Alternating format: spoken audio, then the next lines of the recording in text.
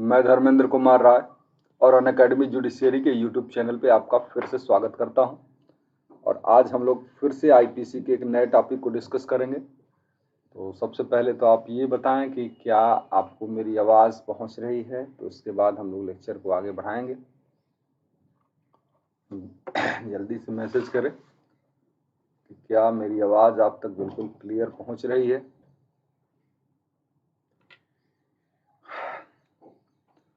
तो जैसा कि आप लोग जानते ही हैं कि ये आईपीसी की सीरीज चल रही है और आईपीसी के ही टॉपिक हम लोग रोज डिस्कस कर रहे हैं इस पर।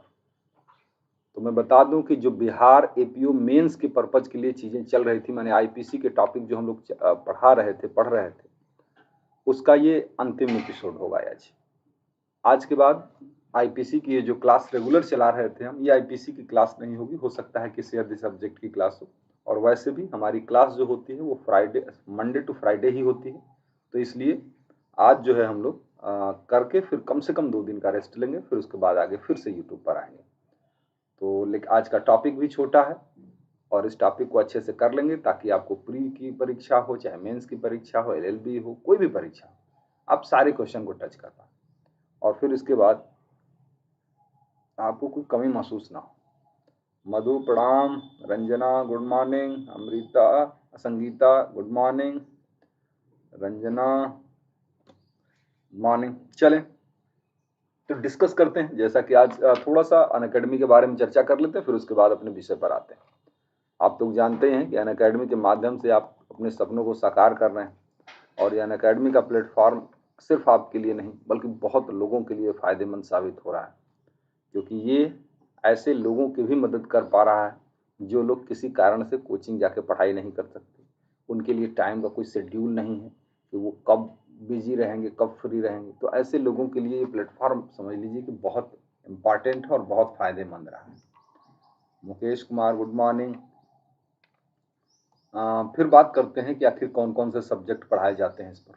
तो यहाँ पे सारे सब्जेक्ट पढ़ाए जाते हैं जो कि आपके पीसीएसजे, एपीओ या फिर किसी भी एचजेएस, चाहे किसी स्टेट के अदर लॉ से जुड़े जो एग्जाम हैं, उन सारे एग्जाम में जो भी सब्जेक्ट आते हैं सब सब्जेक्ट आपको पढ़ाए जाएंगे। लोकल लॉ भी किसी स्टेट का पढ़ाया जाता है। तो ये सारी चीज़ें हैं।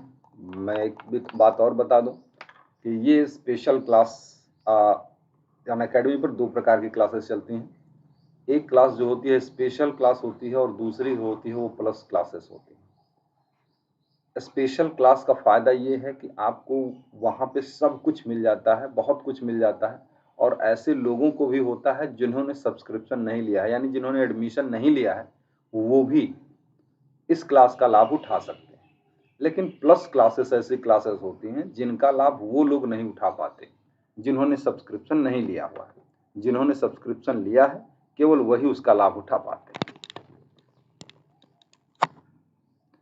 केवल वही उसका लाभ उठा पाते हैं। तो अब देख लेते हैं कि देखिए हम नीचे जो स्पेशल क्लास के कुछ फीचर्स बताएंगे, वो स्पेशल क्लास के ही फीचर नहीं है, वो प्लस क्लासेस के भी फीचर हैं। मतलब प्लस में वो सारी चीज़ें तो रहेंगी ही जो स्पेशल में, लेकिन प्लस में कुछ और एडिशनल चीज़ें होती हैं जो कि स्पेशल क्लासेस में नहीं होती। जैसे इंटरेक्टिव लाइव क्लासेस होती हैं, ये आपको स्पेशल क्लासेस में भी मिलेंगी, ये आपको प्लस क्लासेस में भी मिलेंगी। पोल होता है लर्नर्स के साथ, ये स्पेशल में भी होगा, ये प्लस में भी होगा। अगर आपको कोई डाउट रह जाता है, कोई चीज़ क्लियर नहीं हो पाती लेक्चर के दौरान, आप हैंड रेज कर सकते हैं, उसमें ये ऑप्शन रहता है। दूसरी चीज़, अगर आपकी क्लास मिस हो जाती है, या वैसे तो नोटिफिकेशन जाएगा आपको, तो आपको क्लास मिस होती नहीं, लेकिन किसी कारण से आपकी क्लास मिस हो जाती है तो आप रिकॉर्डेड लेक्चर भी देख सकते हैं। लेक्चर के आपको नोट्स मिल जाते हैं यहाँ पे पीडीएफ फॉर्मेट में, और कहीं भी कभी भी बैठ के आप पढ़ाई कर पाते हैं। ये बहुत बड़ी चीज़ है क्योंकि आपका क्लास कभी छूटता ही नहीं। तो मुकेश प्रशांत प्रणाम, Rakesh ji good morning, Monika good morning, Bal Mukund good morning, Anand good morning, Ankit good morning, Shrikant good morning. तो सबको गुड मॉर्निंग है भाई। हाँ, फिर आगे बढ़ते हैं। फिर इससे तो देख लेते हैं कि आखिर प्लस क्लासेस की खासियत क्या है। प्लस क्लासेस की भी हमने बताया था कि सारी खासियत है, और बेस्ट एजुकेटर से आपको पढ़ने का मौका मिलेगा। इंटरेक्टिव लाइव क्लासेस यहाँ भी होंगी, लाइव टेस्ट होंगे, क्विज होगा, पीडीएफ फॉर्मेट में आपको सिलेबस, अरे नोट्स मिल जाते हैं।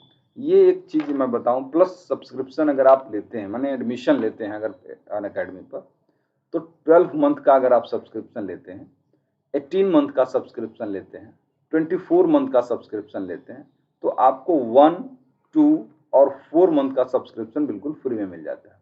मैंने अगर 12 मंथ का लेंगे तो 13 मंथ मिल जाएगा आपको, ये लेंगे तो 20 मंथ हो जाएगा, और ये लेंगे तो 28 मंथ हो जाएगा।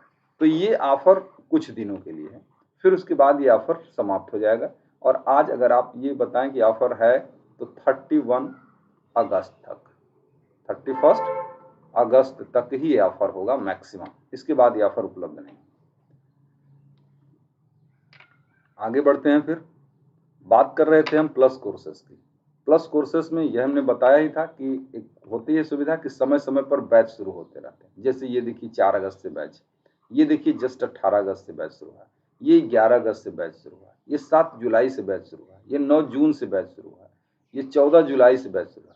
तो ये सारे बैच जो है नए नए हमेशा शुरू होते रहते हैं, और इसका लाभ केवल वही स्टूडेंट उठा पाते हैं जो कि प्लस के स्टूडेंट हैं, यानी जिन्होंने सब्सक्रिप्शन लिया है। वैसे फ्री की भी बहुत सारी क्लासेस उपलब्ध होती हैं, लेकिन अब स्वाभाविक सी बात है कि अगर आप सब्सक्रिप्शन लेंगे तो उसमें कुछ न कुछ और बेहतर तो मिलेगा ही। बात करते हैं प्राइसिंग प्लान की, कि क्या है प्राइसिंग प्लान। तो प्राइसिंग प्लान की बात करते हैं तो 1 मंथ से लेके 3 मंथ, 6 मंथ, 12 मंथ, 18 मंथ और 24 मंथ का प्लान उपलब्ध है आपके पास। अपनी इच्छा अनुसार आप कोई भी प्लान इसमें से चुन सकते हैं, अपनी रुचि के अनुसार, अपनी सुविधा अनुसार। लेकिन कोई भी आप प्लान चुनेंगे तो आपको ये सुविधा भी उपलब्ध होगी कि आप जो है इंस्टॉलमेंट में फीस दे सकें। तो ये इंस्टॉलमेंट में भी फीस देने की सुविधा है। फीस बहुत ज़्यादा है नहीं, आप देख ही रहे हैं कि अगर आप 2 साल का सब्सक्रिप्शन लेते हैं तो 50,000 रुपीज़ पड़ता है 2 साल के सब्सक्रिप्शन पर। तो इसी तरीके से सारा ऑप्शन आपके सामने है। ध्यान ये रखना है कि अगर आप इसमें थोड़ा सा और डिस्काउंट चाहते हैं तो ये राय लाइव नाम का रेफरल कोड अगर आप यूज़ करेंगे तो 10% और कम हो जाएगा। राय लाइव यानी RAILIVE, तो इसमें 10% का और डिस्काउंट हो जाएगा। ये अनअकैडमी जुडिशरी का यूट्यूब चैनल है, आप जान ही रहे हैं, इस पर ही हैं आप, और इस पर अक्सर मैं लेक्चर लेता रहता हूँ। सुबह 8 बजे से हमारा लेक्चर रहता है। ये टाइमिंग चेंज हो सकता है, ऐसा नहीं कि वो जब तक मैं अनअकैडमी पे रहूँगा तब तक यही टाइमिंग रहेगी। फिलहाल मैं 8 बजे ले रहा हूँ। ये अनअकैडमी का टेलीग्राम चैनल है, उसे भी आप ज्वाइन करें ताकि उसका लाभ उठा पाएँ। ये राय लाइफ रेफरल कोड है, आप लोगों को पता ही है, और ये सिर्फ PCSJ के लिए ही नहीं है। ये कोड का प्रयोग करके जो 10% डिस्काउंट लेने की बात मैं कर रहा था, वो किसी भी कोर्स में एडमिशन लेने की मैं बात कर रहा था। चाहे आप UPSC का लें, SSC का लें, बैंक का लें, SI का लें, टीचर का लें, किसी भी कोर्स का सब्सक्रिप्शन अनअकैडमी पे आप लेते हैं तो इस कोड को अगर आप प्रयोग करेंगे तो आपका 10% तो उसमें डिस्काउंट हो जाना है। नीतीश गुड मॉर्निंग, राज वर्मा नमस्कार। तो चलिए अब आगे बढ़ते हैं फिर। तो आज हम लोगों का जो टॉपिक था, आज हम लोगों का जो टॉपिक है वो है criminal misappropriation of property, अरे criminal breach of trust, criminal breach of trust, जिसको कहते हैं संपत्ति का आपराधिक दुर्विनियोग, आपराधिक न्यास भंग, आपराधिक न्यास भंग। बहुत बड़ा टॉपिक नहीं है, छोटा सा टॉपिक है, और जल्दी से इसको कर लेते हैं। आपराधिक न्यास भंग से संबंधित अगर प्रोविजन की हम लोग बात करते हैं तो सेक्शन 405 में इसको डिफाइन किया गया है। इसकी डिफिनीशन जो है वो सेक्शन 405 में है।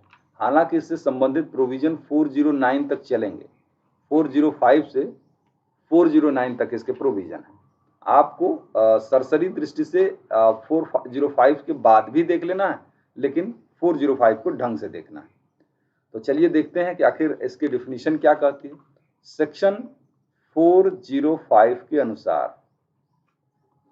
अनुसार अब चूंकि हम हिंदी में ही सारे क्लास लिए हैं तो इसलिए ये भी हिंदी में ही कंटिन्यू करेंगे।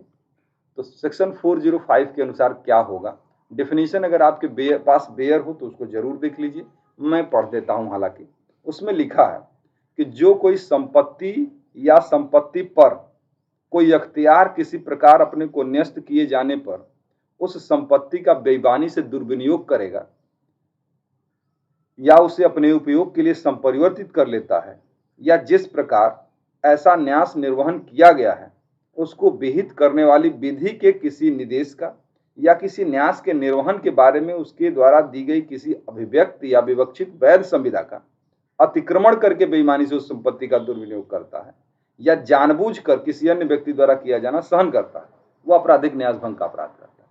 सच बताएं तो समझ में ही नहीं आया।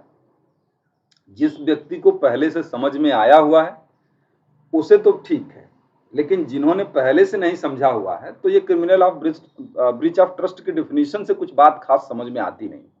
चलिए उसको हम लोग इजी लैंग्वेज में समझने की कोशिश करते हैं। ये ब्रीच ऑफ ट्रस्ट है। ऑफेंस का क्या नाम है? ब्रीच ऑफ ट्रस्ट, यानी भरोसे का भंग करना, न्यास का भंग करना। तो ये भरोसे का भंग करना ये ही अपराध है कि अगर आप पर किसी व्यक्ति ने भरोसा किया है तो आप उस भरोसे को तोड़ेंगे तो वो अपराध है। शर्त ये है कि वो भरोसा इस तरीके का होना चाहिए। ठीक है, क्या होना चाहिए हम इसको अलग अलग करके देखते हैं। जो डेफिनेशन आप लोगों ने पढ़ी उस डेफिनेशन के आधार पर हम उसको थोड़ा सा आसान बनाने की कोशिश करते हैं। पहली चीज इसमें क्या आ जाती है कि कोई संपत्ति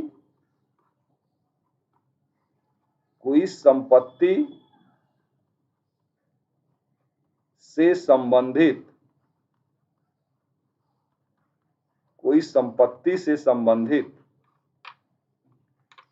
किसी अधिकार को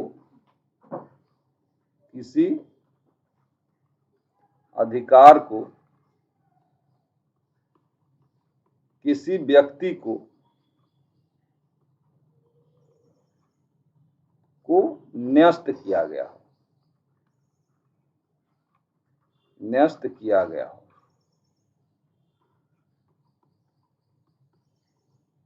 ठीक है, पहली शर्त तो यही हो गई। इस डेफिनेशन को पढ़ने पर तो यही लग रहा है ना कि कोई प्रॉपर्टी है और उस प्रॉपर्टी से संबंधित कोई राइट है, वो राइट किसी व्यक्ति को इंट्रस्ट किया गया हो।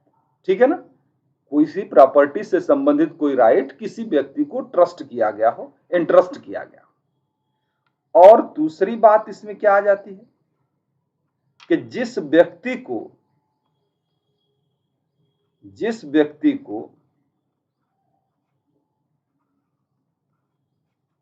ऐसा हक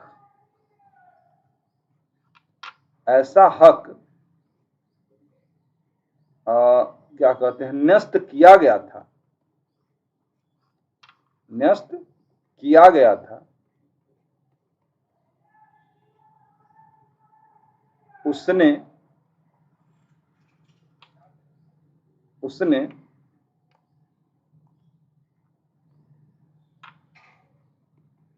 बेईमानी से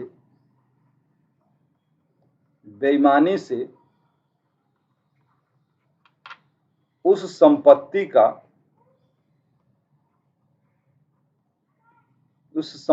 का दुर्विनियोग किया है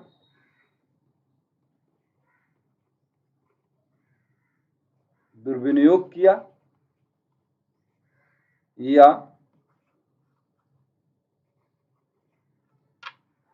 किसी अन्य व्यक्ति द्वारा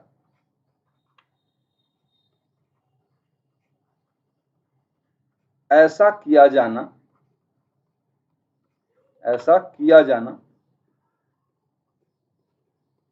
सहन किया। ठीक, अब आप समझिए फिर से इस चीज को, लैंग्वेज को। भाई हमने उस डेफिनेशन से क्या चीज देखी थी? हमने उस डेफिनेशन से यही बात देखी थी कि एक पर्सन जो है इस प्रॉपर्टी से संबंधित कोई हक दूसरे व्यक्ति को दे रहा है। इस डेफिनेशन के अकॉर्डिंग यही है। तो हमने उसी को पहली लाइन में ये लिख दिया कि कोई संपत्ति से संबंधित कोई अधिकार किसी व्यक्ति को इंट्रस्ट किया गया हो, यानी दिया गया हो। देना जरूरी है। ये बहुत जरूरी चीज है कि ब्रीच ऑफ ट्रस्ट के लिए देना जरूरी है। इससे पहले जो हम लोगों ने क्रिमिनल मिसएप्रोप्रिएशन ऑफ प्रॉपर्टी पढ़ा था, वहां दिया नहीं जा रहा था, वो प्रॉपर्टी खुद व्यक्ति पा जा रहा था, जो किसी व्यक्ति के पोजीशन में नहीं होती थी। जनरली यही चीज हम लोगों ने पढ़ी थी। यहां क्या कर रहा है, वो पा नहीं रहा है, उसको वो चीज दी जा रही है किसी भरोसे पर, किसी कॉन्ट्रैक्ट के अंतर्गत। तो उसने क्या किया कि किसी संपत्ति को दिया गया, और जिस पर्सन को ये हक दिया गया प्रॉपर्टी के संबंध में, उसने क्या कर दिया, उसने डिसऑनेस्टली उस प्रॉपर्टी को का मिसएप्रोप्रिएशन कर लिया, या अपने बेनिफिट के लिए कन्वर्ट कर लिया। यानी उस प्रॉपर्टी को वो खुद यूज कर गया, और वो यूज नहीं कहते हैं, उसको मिस यूज कहते हैं, मिसएप्रोप्रिएशन ऑफ प्रॉपर्टी का। तो जो चीज हमने आपको उस काम के लिए दी ही नहीं थी, आप क्यों यूज कर जाएंगे? तो वो कर गया, या खुद तो उसने नहीं किया, लेकिन किसी अन्य ने ऐसा किया, तो उसने उसको ऐसा करने से मना नहीं किया। ये बात समझ रहे हैं ना, कि जैसे मान लीजिए हमने अपनी बाइक आपको दी हुई है कि आप बाइक को रखे रहिए और इसको चलाइएगा मत, तोड़िएगा मत, और हम आते हैं रिलेशन में से, या दूर जा रहे हैं, आएंगे तो हम आपका अपना बाइक लेके चले जाएंगे, जो आपका किराया होगा दे देंगे। हमने क्या कहा था कि आप इस बाइक को चलाइएगा मत, तो या तो वो खुद चलाए, उसने मिसएप्रोप्रिएशन किया प्रॉपर्टी का, उसने ऐसा नहीं किया, लेकिन कोई अन्य व्यक्ति ऐसा कर रहा था तो उसने मना भी नहीं किया। तो ये दोनों ही स्थितियां गलत हैं, ये खुद करेगा तो भी गलत, और किसी अन्य से ऐसा करवाएगा तो भी गलत। तो उसने ऐसा ही किया, समझे ना, कि कोई संपत्ति दी गई थी और उस संपत्ति के संबंध में जो हक दिया गया था, उस व्यक्ति ने उसको खुद मिसअप्रोप्रिएट किया, और चाहे किसी अन्य व्यक्ति से ऐसा करवाया या करने दिया। अगली चीज इसमें क्या निकल के आती है, और इस प्रकार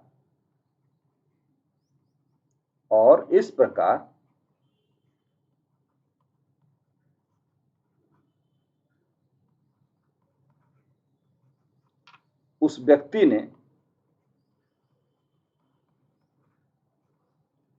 ने न्यास का निर्वहन करने वाली किसी विधि का, न्यास निर्वहन करने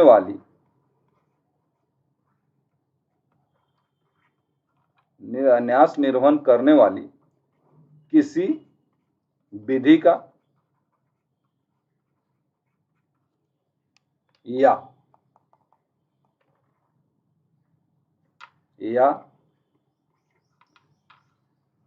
किसी अभिव्यक्त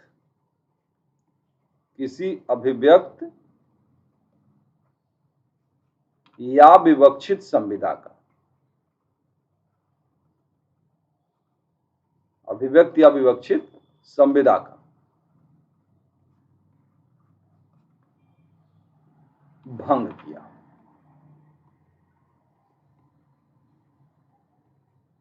ठीक, यही तीनों चीजें हैं, बस समझ लीजिए डेफिनेशन हो गई, और एक एक शब्द आपने लिख दिया, आपको कोई चीज छूटी नहीं। बस किया है आपने क्या, आपने इसको आसान बना दिया। मैं इसको देखिए छोटे में कर देता हूं ताकि आप लोग इस चीज को समझ पाए। ये है, देखिए सेक्शन 405 के अनुसार, सेक्शन 405 के अनुसार आपने क्या लिखा है, उसके ठीक बेयर के हिसाब से आपको बता रहा है। 1 मिनट, उसके ठीक बेयर के अनुसार आपको बता रहा है।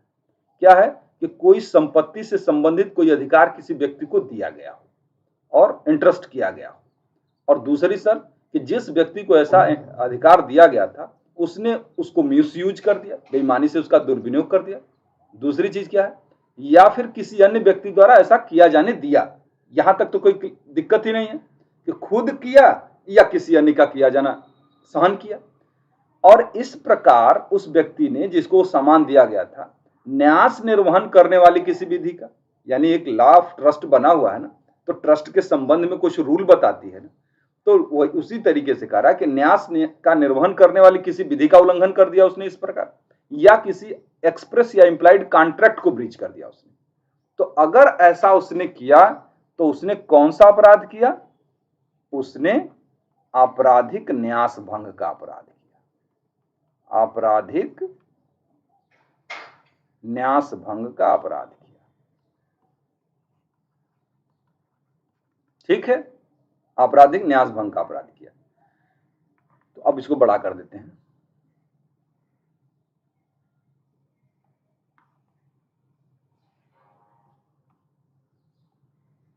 ठीक है, तो हाँ, अब जैसे मान लीजिए इसमें कई बार ये देखिए एग्जाम्पल पर भी क्वेश्चन आ सकते हैं, और इसमें आप समझिए कि जैसे एक एग्जाम्पल आप लोग अक्सर पढ़ते हैं और बड़ा कंफ्यूज करता है वो एग्जाम्पल, कि एग्जाम्पल है कि ए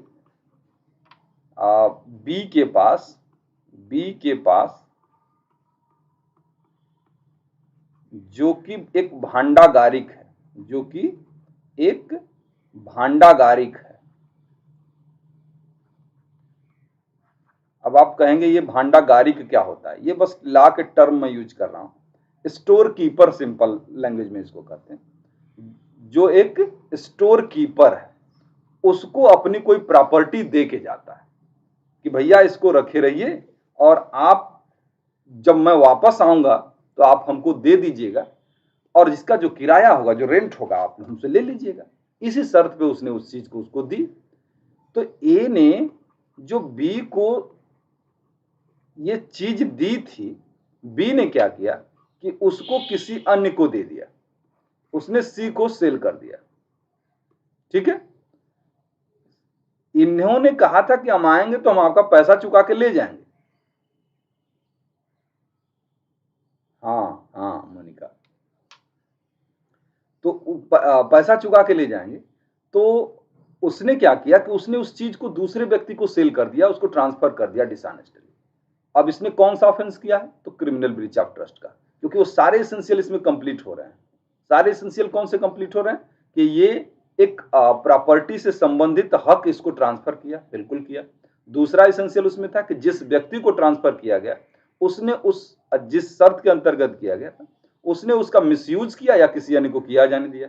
तो यहां उसने खुद मिसयूज किया, और इस प्रकार उसने लॉ ऑफ ट्रस्ट से संबंधित कोई लॉ का या एक्सप्रेस या इंप्लाइड कॉन्ट्रैक्ट का उल्लंघन किया। तो इन लोगों के बीच जो कॉन्ट्रैक्ट था कि वो रिटर्न करेंगे, ये कॉन्ट्रैक्ट का इसने भंग कर दिया। इसने कौन सा अपराध किया? क्रिमिनल ब्रीच ऑफ ट्रस्ट का ऑफेंस किया, यानी संपत्ति का न्यास भंग का अपराध किया।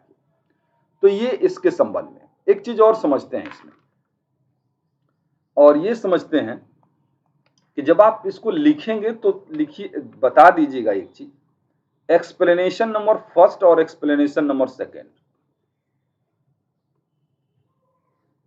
एक्सप्लेनेशन नंबर फर्स्ट और explanation number second. Explanation number first क्या कहा था? भविष्य निधि, भविष्य निधि या कुटुंब पेंशन निधि, कुटुंब पेंशन निधि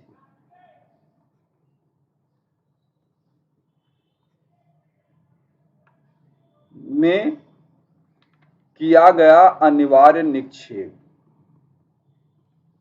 किया गया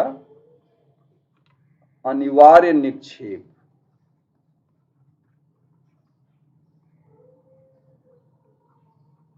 ठीक है, ये क्या कह रहा है? मतलब समझिएगा उस चीज को कि हमने शुरू में किया गया था ना कि कोई राइट इंटरेस्ट किया गया हो, कोई संपत्ति उनको दी गई हो, तब ये धारा लागू होगी।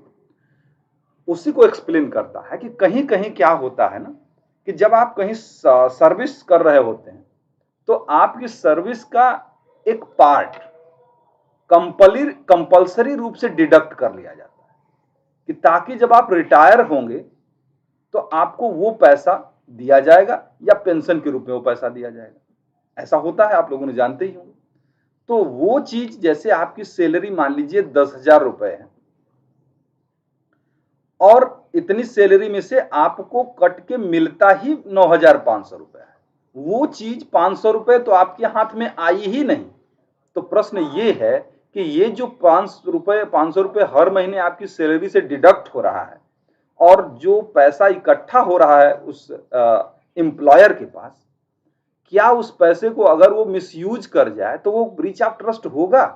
क्योंकि ये डिस्प्यूट तो हो ही सकता है, क्योंकि आपने उसको तो दिया है ही नहीं, वो तो आपके हाथ में आने से पहले ही कट गई थी चीज। तो क्या वो चीज कि जो सैलरी का पार्ट आपके हाथ में आया ही नहीं, वो कंपल्सरी रूप से डिडक्ट हो गया था, क्या उसको भी अगर वो एम्प्लॉयर यूज कर जाता है, माने मिस यूज कर जाता है, तो क्या वहां भी ब्रीच ऑफ ट्रस्ट होगा? तो इसका जवाब यस। मतलब ये फर्स्ट एक्सप्लेनेशन यही बात करता है कि जरूरी नहीं है कि अब कोई चीज का पोजीशन पहले मेरे हाथ में आए और फिर हम उसको डिलीवर करें। ऐसे मामलों में जहां सैलरी वगैरह जो होती है वो डिडक्ट हो जाती है, उसका एक पार्ट, वो कंपल्सरी डिडक्शन होता है और माना जाता है, ऐसे ही ट्रीट किया जाता है जैसे आपने वो चीज उस व्यक्ति को दी हुई है। तो ये एक चीज समझ लीजिएगा। दूसरी बात, एक्सप्लेनेशन नंबर 2 भी कहता है, एक्सप्लेनेशन नंबर 2 भी इसके बारे में बात करता है। और ये क्या कहता है? राज्य बीमा अधिनियम कर्मचारी राज्य बीमा अधिनियम कर्मचारी राज्य बीमा अधिनियम 1948 का बना हुआ है ना। इंश्योरेंस एक्ट जो है, कोई भी जब जैसे 1948 में जो फैक्ट्री एक्ट आया था ना, उसमें ये कंपलसरी बना दिया गया कि कब कोई भी अगर वर्कर है किसी फैक्ट्री में काम कर रहा है तो उसका हर पर्सन का इंश्योरेंस होना चाहिए। ये जिम्मेदारी है एम्प्लॉयर की। और अगर वो ऐसा करता है तो उसमें से सैलरी का एक कुछ हिस्सा काट सकता है। सेम वही चीज जैसे कि कंपलसरी डिडक्शन था, वो यहां भी कंपलसरी डिडक्शन होता है कि आपकी सैलरी अगर 10,000 रुपए है तो उसमें हमने 5% या 2% सैलरी काट ली गई ताकि आपका इंश्योरेंस हो गया और आपको होने वाले किसी नुकसान के लिए उस पैसे का प्रयोग किया जाए। तो यहां भी आपके हाथ में सैलरी आई कहां? यहां 10,000 सैलरी में से तो 200 कट ही गए ऑलरेडी, आपको 9,800 मिले ही। और क्या ये जो 200 रुपए डिडक्शन हो रहा है और उस प्रॉपर्टी को, उस पैसे को वो एम्प्लॉयर यूज कर जाए तो क्या वो भी ब्रीच ऑफ ट्रस्ट होगा? बिल्कुल होगा। यहां भी वही बात एक्सप्लेनेशन में कह दी गई है कि हाँ, इंश्योरेंस एक्ट के अंतर्गत भी जो कंपलसरी डिडक्शन होता है सैलरी का, वो भी इस सेक्शन के पर्पज के लिए माना जाएगा कि वो उसको इंटरेस्ट किया गया है, उस एम्प्लॉयर को इंटरेस्ट किया गया है। और वो अगर ऐसा कुछ करता है, उसको मिसयूज कर जाता है या सही समय से आपको पेमेंट नहीं करता है, तो इसका मतलब ये है कि उसने क्रिमिनल ब्रीच ऑफ ट्रस्ट का ऑफेंस किया होगा। क्लियर?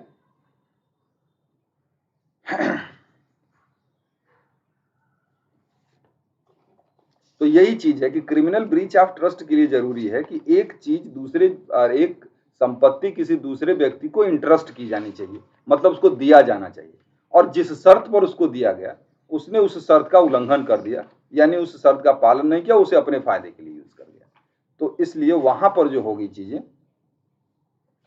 वो अपराध बनेगा, वो क्रिमिनल ब्रीच ऑफ ट्रस्ट का ऑफेंस बनेगा। एक केस मैं आपको बता देता हूं और वो केस भी आप इसमें मेंशन कर दीजिएगा। एक केस है Pratibha Rani versus Suraj Kumar. Pratibha Rani versus Suraj Kumar. Suraj Kumar breach of trust से संबंधित केस है। प्रतिभा रानी वर्सेस सूरज कुमार की केस है। और इस केस में मामला क्या था? इस केस में क्या था कि एक स्त्री थी और उस स्त्री का जो स्त्री धन है, स्त्री धन आप जानते हैं ना, उसकी पर्सनल प्रॉपर्टी, यानी जैसे आभूषण वगैरह जो होते हैं, उसने अपनी पर्सनल प्रॉपर्टी क्या की थी? ससुर जी को दे दी थी। ससुर को दे दिया और ससुर जी उस पैसे से क्या कर दिया? अपना मकान बनवा लिए। मतलब उसको मिसयूज करके, उसके लिए थोड़ी उसने दिया था। तो उस स्त्री ने जो प्रॉपर्टी उसके पास थी, जो स्त्री धन था, उस स्त्री धन को अपने ससुर को इंटरेस्ट किया था। और ससुर जी जो हैं, उसके जो फादर इन लॉ जिनको कहते हैं, उस फादर इन लॉ ने उसको मिस एप्रोप्रिएट कर लिया, यानी उसे अपने बेनिफिट के लिए यूज कर लिया। जिस कंडीशन पर, जिस भरोसे के आधार पर उस महिला ने उनको वो सामान, उसने प्रॉपर्टी दी थी, उस भरोसे का उन्होंने भंग किया। क्रिमिनल ब्रीच ऑफ ट्रस्ट का ऑफेंस के लिए जिम्मेदार होंगे। ब्रीच ऑफ ट्रस्ट, क्योंकि यहां पे सारे एसेंशियल कंप्लीट हो रहे हैं ब्रीच ऑफ ट्रस्ट के मामले में। तो ठीक है, फिर यहां तक रहने देते हैं। एक चीज और ध्यान लीजिए इसमें कि अगर आप प्री को भी टारगेट कर रहे हैं, तो प्री को टारगेट कर रहे हैं ना, तो इसमें आपको वो चीज भी देखनी पड़ेगी जो सेक्शन नंबर 406 इसके लिए पनिशमेंट होगा। पनिशमेंट है, यहां तक तो कोई प्रॉब्लम नहीं है। 405 में क्रिमिनल ब्रीच ऑफ ट्रस्ट का, हाँ संगीता, तो 406 में जो है वो उसके लिए पनिशमेंट है। और 407 सेक्शन 408 और सेक्शन 409, ये सेक्शन थोड़े से प्री के लिए देखने पड़ते हैं। ये कहता है बाई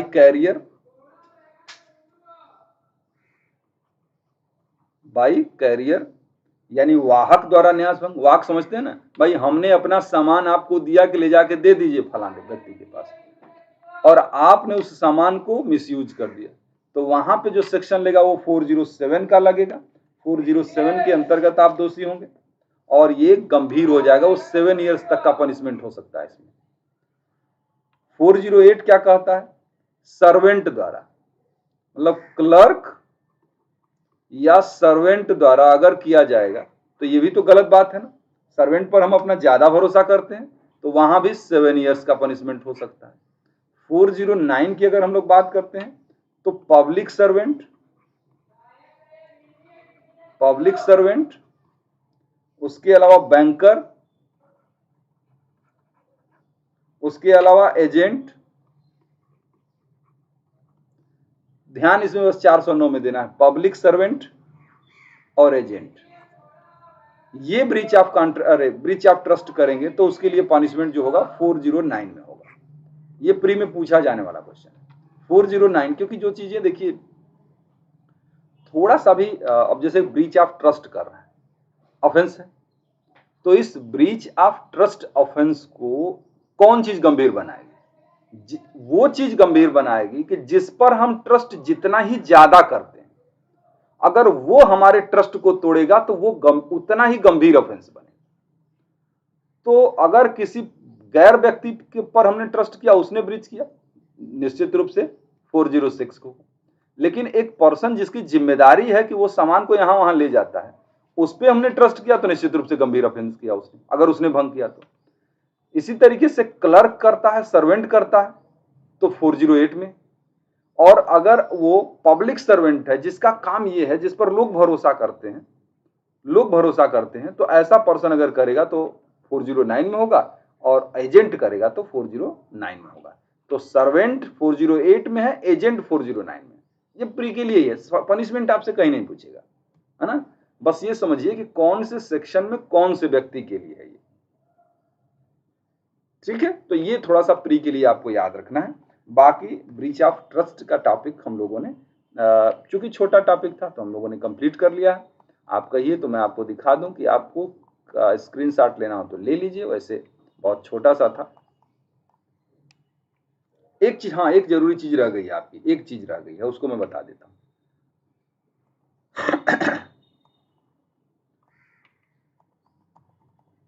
एक चीज रह गई है, उसको हम बता देते हैं, फिर उसके बाद जो है छोड़ देंगे आपको। और वो ये है कि जैसे मान लीजिए ए नाम का एक बिजनेसमैन है ये, ठीक, और उसका एजेंट जो है ये बी है, ठीक। रंजना रुक जाइए, अभी आपका अभी खत्म नहीं हुआ है। तो इसने ए ने बी को क्या किया, 1 लाख रुपए भेजे और कहा कि इस रुपयों को तुम इस शेयर में लगा दो, ठीक है। और उसने क्या किया, उस शेयर में लगा दो, और इसने उस 1 लाख रुपयों को क्या कर दिया, उसका मिस एप्रोप्रिएशन कर दिया। मतलब अपने फायदे के लिए यूज कर गया। क्या उसने किया, कौन सा ऑफेंस किया? क्रिमिनल ब्रीच ऑफ ट्रस्ट का ऑफेंस किया। बिल्कुल, इसमें तो कोई दिक्कत ही नहीं। अच्छा, अब इसी प्रॉब्लम में आगे बढ़ाते हैं बात को। यानी इसने 1 लाख रुपए दिए बी को। हाँ बिल्कुल प्रशांत, बिल्कुल रंजना, ठीक है। तो इसने 1 लाख रुपए दिए को, और उसने कहा कि तुम्हें इसे इस शेयर में लगाना है। उसने गुड फेथ में उसने सोचा कि हमारे मालिक को क्या शेयर बाजार के आइडिया, हम इसको जो है ना दूसरे कंपनी के शेयर में लगा देते हैं, ये इससे ज्यादा फायदा हो।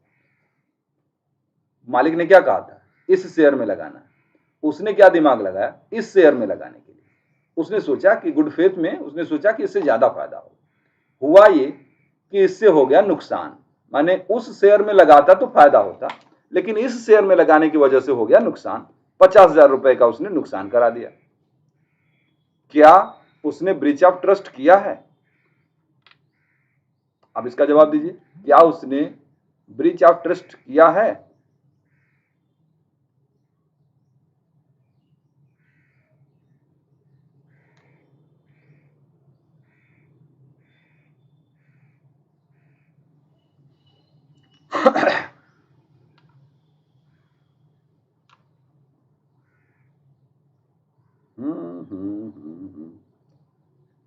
ठीक है, 1 लाख रुपए दिए बी को, एजेंट को, और उसने कहा कि इस कंपनी के शेयर को खरीदो। उसने सोचा कि गुड फेथ में उसने सोचा कि ये शेयर अगर हम इसका शेयर खरीदते हैं इस कंपनी का, उसमें ज्यादा फायदा होगा इनको, और नुकसान हो गया। क्या उसने क्रिमिनल ब्रीच ऑफ ट्रस्ट किया?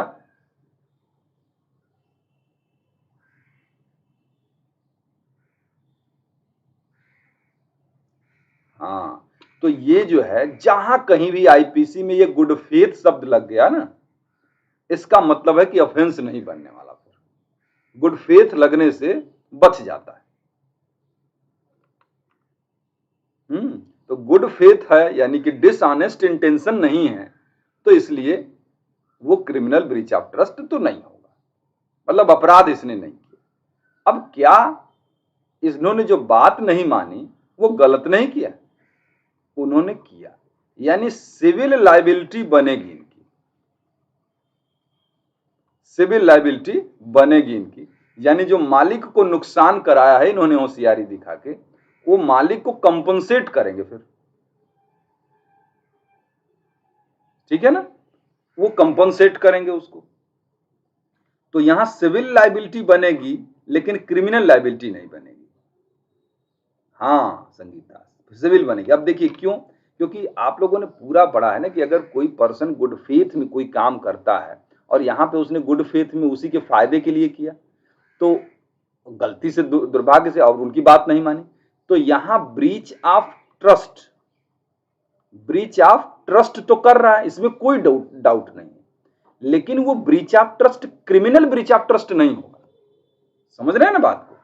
क्योंकि क्रिमिनल ब्रीच ऑफ ट्रस्ट होने के लिए उस पर्सन का इंटेंशन भी तो बुरा होना चाहिए ना। जब तक क्रिमिनल लायबिलिटी कब तक नहीं होगी, जब तक कि आपको इंटेंशन या नॉलेज ना हो। यहां इसका इंटेंशन कैसा है, मालिक को फायदा कराने का है। अब जब इंटेंशन इसका अच्छा है, गुड फेथ में काम कर रहा है, तो क्या कोई क्रिमिनल लॉ इसको पनिश कर सकती है? बिल्कुल नहीं कर सकती। लेकिन क्या इसने गलत नहीं किया? किया गलत, ब्रीच ऑफ ट्रस्ट तो किया ही है, यानी न्यास भंग किया है। क्रिमिनल न्यास भंग यानी आपराधिक न्यास भंग नहीं है, क्योंकि उसका इंटेंशन बुरा होता तो वो क्रिमिनल होता। तो इसलिए यहां ब्रीच ऑफ ट्रस्ट है, और यहां सिविल लायबिलिटी बनेगी, क्योंकि उन्होंने बात नहीं मानी। ठीक है, तो जब बात नहीं मानी तो इसलिए उसके लिए जिम्मेदार होंगे फिर। ठीक है ना, कोई दिक्कत? प्रशांत, संगीता, राकेश, राज, बाल मुकुंद, कोई दिक्कत नहीं ना? हम लोग मान ले कि ब्रीच ऑफ ट्रस्ट का टॉपिक क्लियर हुआ हम लोगों का।